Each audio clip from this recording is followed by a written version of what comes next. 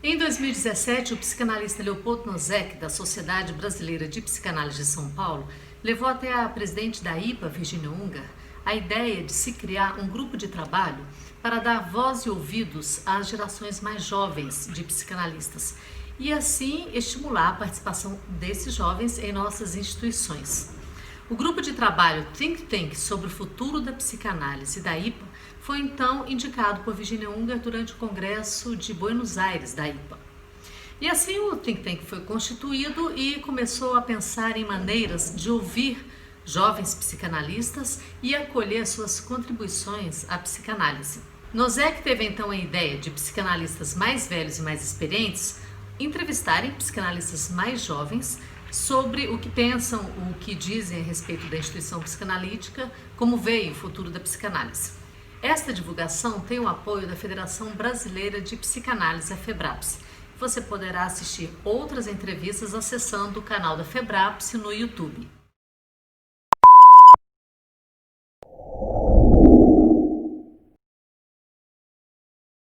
Bom, nós estamos aqui em Belo Horizonte, no Hotel Ouro Minas, durante o congresso da FEBRAPS, uma atividade inovadora, mais uma das tantas atividades inovadoras do nosso colega e amigo Léo Nozek. E, em geral, nós estamos acostumados a que as pessoas mais jovens entrevistem as mais velhas. Mas esse novo projeto me parece muito interessante, que os mais velhos entrevistem os mais jovens.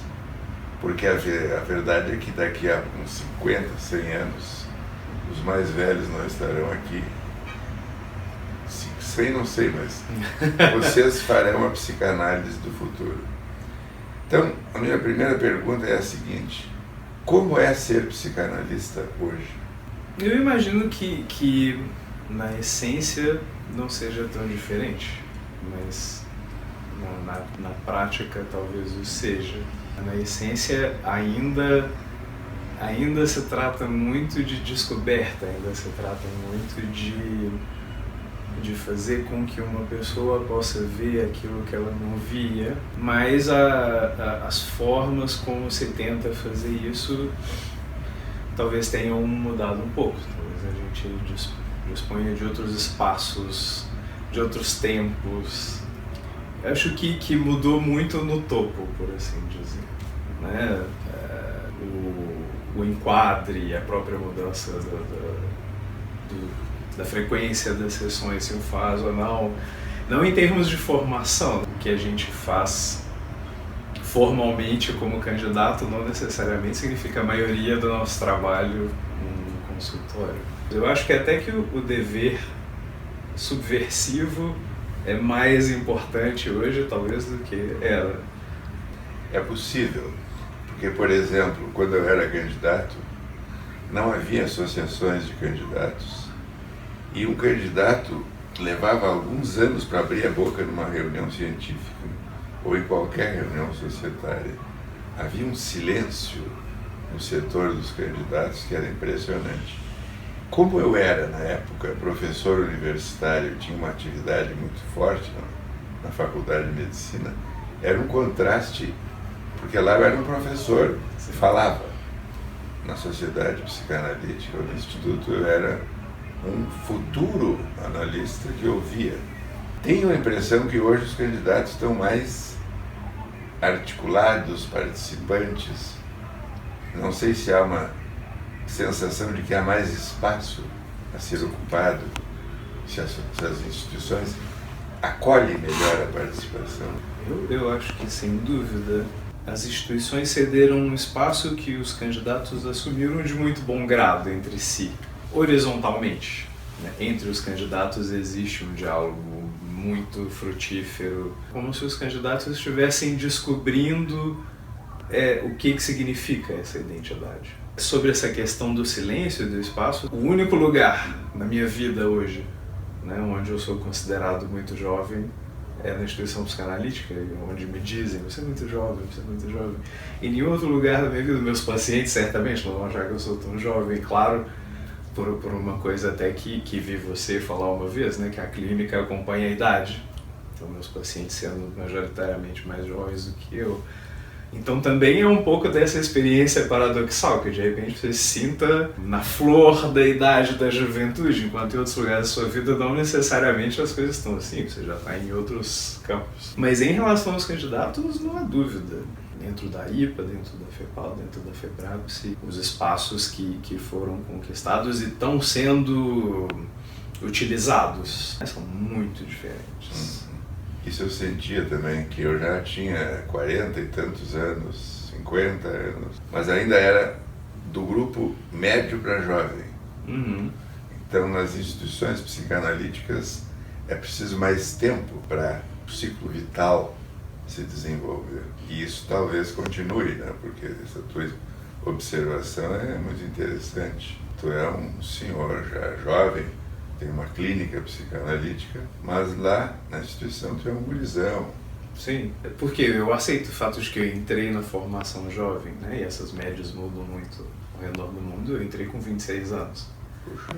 E no começo isso até me doía mais na alma, e até do jeito de se vestir era uma coisa que se preocupava como é que eu ia fazer. Com o tempo, com a análise, por assim dizer, e com a vida institucional, eu fui desidealizando um pouco esse próprio lugar dentro de mim e entrando em contato com a outra ideia da experiência, que já tem a ver com o estudo, com a vivência, com enxergar, né, as pessoas que têm essa outra vivência e das quais você sempre foi uma delas. Mas dizendo assim, bom, é um ideal no sentido de que uma pessoa sente que pode caminhar nessa direção. Um assunto que tu deixaste entrevisto na primeira resposta é a questão da clínica psicanalítica contemporânea. Tu tem a impressão que os institutos ensinam um tipo de psicanálise e a vida real, como diria o Nelson Rodrigues, nos oferece outro tipo de psicanálise. Porque parece que muitos analistas de todas as idades cada vez mais atendem pacientes com 1 ou 2 sessões por semana. No meu instituto, por exemplo, quando surgiu essa discussão sobre a mudança do modelo Whiteman, eu quis dizer muito que eu achava que precisávamos estudar mais, ou discutir, enfim, sobre como se constitui essa ideia da frequência em relação ao tratamento, do que a decisão da regra, porque a regra, de certa forma, vale para o mundo da formação, né? E não necessariamente isso vai ser o que vai acontecer no meu consultório. E hoje em dia eu acho que dependendo de como essa conversa fica, essa distância é reforçada, ao invés de se aproximar, se distancia mais, porque parece tão mais distante a ideia da análise ideal que você vai fazer, que você se sente menos capaz de fazer essa proposta para aquele paciente que não vai ter nenhuma relação com supervisão ou alguma coisa assim. Então, na minha experiência, por exemplo, foi só depois de esquecer um pouco dessa pequena neura, vamos chamar assim, em torno do qual é o melhor, qual não pode, que eu me senti mais à vontade até para perceber, a partir dos meus pacientes, às vezes uma demanda de uma frequência maior.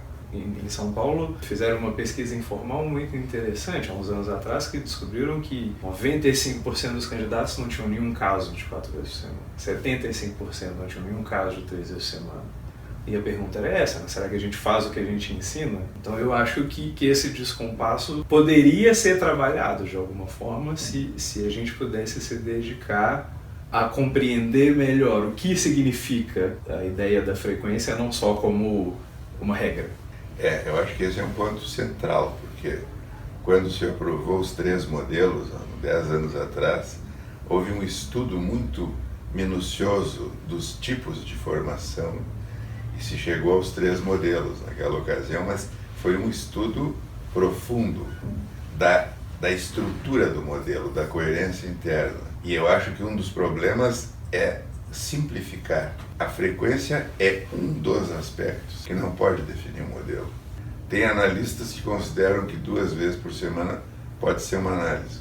E eu mesmo tenho casos que eu atendo 2 vezes por semana, que para mim aquilo é uma análise, porque tem todo um processo em andamento. Mas eu acho que é um tema que tu tem razão, tem que ser mais aprofundado, e talvez as discussões fiquem muito quase clubísticas. É 4 ou não é análise?